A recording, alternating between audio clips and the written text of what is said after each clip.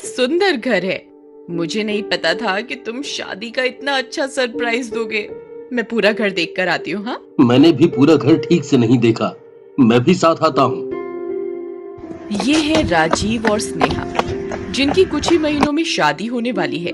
उस खुशी में राजीव ने स्नेहा को यह घर शादी का तोहफा दिया है, जिसे देखकर स्नेहा बहुत खुश है। पर उनकी ये खुशी ज्यादा समय तक नहीं रहने वाली, क्योंकि उन्हें सिर्फ ये शानदार घर ही नहीं, इसके साथ एक खतरा भी मुफ्त मिला है। स्नेहा पूरे घर में घूमी रही होती है, तभी बाहर से राजीव की आवाज आती है। स्नेहा, देख लिया पूरा घर? हाँ, आ रही हूँ। राजीव की आवाज सुनकर स्नेहा घर से बाहर निकल आती है, जिसके साथ उनके जीवन का सबसे बड़ा खतरा। उस घर की भूतनी भी स्नेहा के शरीर में प्रवेश करके घर से बाहर निकल आती है। स्नेहा बाहर आकर कार में बैठती है और वे दोनों वहां से चले जाते हैं। स्नेहा के शरीर में आई भूतनी घर से बाहर निकलकर बहुत खुश होती है। 10 साल से इस दिन का इंतजार कर रही थी। अब मेरे बदले का वक्त आ गया है। कोई नहीं बचेगा, सबका हिसाब बराबर होगा। स्नेहा और राजीव को अपने नए घर से निकले हुए आधा रास्ता बीत जाता है, लेकिन स्नेहा कुछ नहीं बोलती, जिसे देखकर राजीव को कुछ अजीब लगता है। क्या हुआ? कहाँ तो तुम चुप नहीं रहती हो और अब कुछ बोल ही नहीं रही। सब ठीक तो है? बस थक गई हूँ। स्नेहा की बात मानते हुए राजीव इसके बाद कुछ नहीं बोलता और वह स्नेहा को उसके घर छोड़कर अपने घर चला जाता है। इसी तरह कुछ दिन बीत जाते हैं, जिसमें स्नेहा का व्यवहार पहले से बहुत ज्यादा बदल जाता है। वह कभी आधी रात को घर की छत पर जोर जोर से हंसते हुए मिलती है, तो कभी उसके कपड़ों में खून लगा हुआ मिलता है, पर उसे कोई चोट नहीं लगी होती, जिसे देखकर स्नेहा के मम्मी पापा बहुत परेशान हो जाते हैं। जिस दिन से राजीव के साथ अपने नए घर को देखने गई थी, तभी से ऐसा अजीब व्यवहार कर रही है। हमें राजीव से बात करनी चाहिए। स्नेहा के बारे में चिंता करते हुए उसके मम्मी पापा राजीव को घर बुलाते हैं, जिसके बाद वे राजीव को सारी बात बताते हैं। इतना तो पक्का है बेटे कि स्नेहा हर रात कहीं तो जाती है और जब भी घर वापस आती है तो कभी खून से लथपथ होती है तो कभी गुस्से से लाल होकर घर का सामान इधर उधर फेंकने लगती है। एक दिन तो उसने अपनी मम्मी पर भी हमला कर दिया था। हमें तो बहुत डर लग रहा है। कई बार तो इसके कमरे से एक अजीब हंसी की आवाज भी आती है, जो हंसी की कम डरावनी ज्यादा लगती है। स्नेहा के मम्मी पापा की बात सुनकर राजीव असमंजस में पड़ जाता है, जिसके बाद वह उन्हें शांत कराकर स्नेहा के कमरे की तरफ जाता है। वह जैसे ही स्नेहा के कमरे के बाहर पहुंचता है, तभी उसे अंदर से किसी के बोलने और डरावनी हंसी की आवाज सुनाई देती है, जिसे सुनते ही राजीव कमरे के बाहर ही रुक जाता है और कमरे का दरवाजा थोड़ा सा खोलकर अंदर देखने लगता है। बस एक और गुनहगार, वो भी मिल जाए तो मेरा बदला पूरा हो जाएगा। यह 3 दरिंदे जिंदा रहने लायक नहीं है। इन्हें इनके गुनाहों की सजा तो मिलनी ही थी।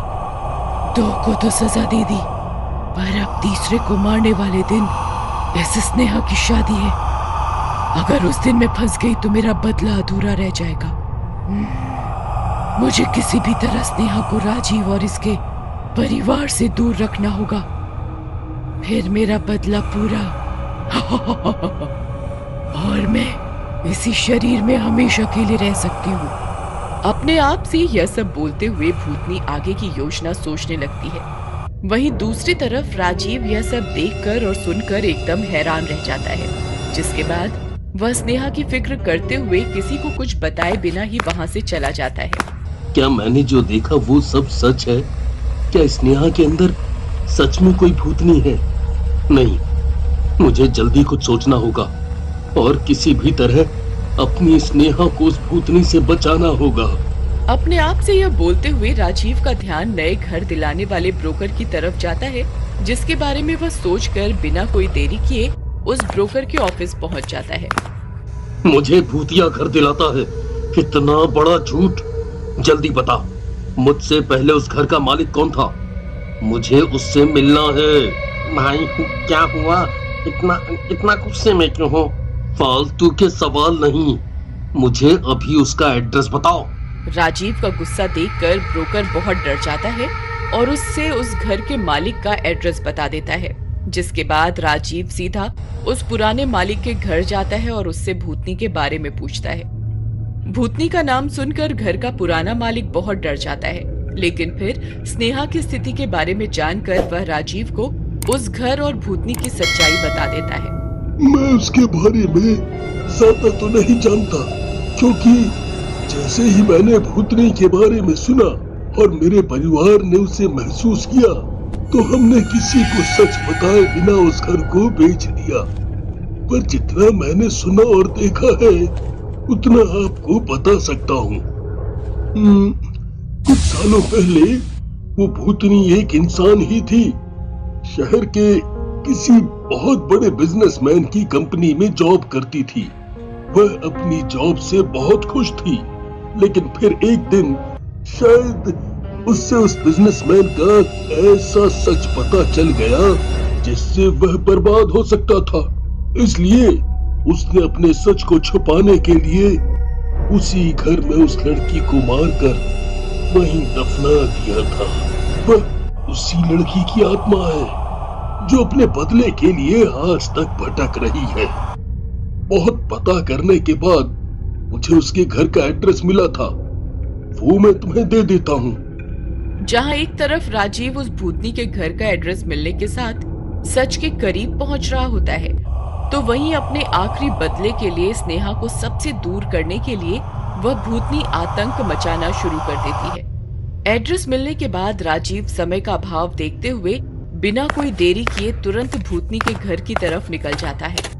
भूतनी का घर राजीव और स्नेहा के घर नए घर से कुछ दूर शहर के कोने में बनी एक चौल में होता है, जहां पहुंचकर राजीव भूतनी की मम्मी से मिलता है। भूतनी की मम्मी से मिलकर राजीव उन्हें सारी बात विस्तार से बताता है, जिसे सुनकर भूतनी की मम्मी भावुक हो जाती है। मेरी बेटी दिल की साफ और दूसरों की मदद करने वाली थी। हाँ, ये सच है कि उसकी नौकरी शहर के एक बहुत बड़े बिजनेसमैन की कंपनी में लगी थी, जिसके लिए उसने बहुत मेहनत की थी और उससे वो बहुत खुश थी। उसने दिन रात मन लगाकर काम किया और कुछ समय बाद उसे प्रमोशन भी मिला। लेकिन प्रमोशन मिलने के कुछ समय बाद ही उसे पता चला कि कंपनी के मालिक अपनी हर डील पक्की करने से पहले उसके पूरा होने के लिए अंधविश्वास में इंसानों की बलि देते थे। उसने इसके खिलाफ आवाज उठाई तो कंपनी के मालिक ने उसे मीटिंग के बहाने अपने फार्म हाउस पर बुलाया और वहीं मेरी बेटी को मार दिया। वो मेरी बेटी के गुनहगार है। भूतनी की सच्चाई जानने के बाद राजीव को अब बिजनेसमैन के बारे में पता करना होता है, जिस असमंजस में वह भूतनी को और कोई बुरा काम करने से रोके रखने के लिए भूतनी की मम्मी को अपने साथ लेकर जल्दी स्नेहा के घर पहुंच जाता है।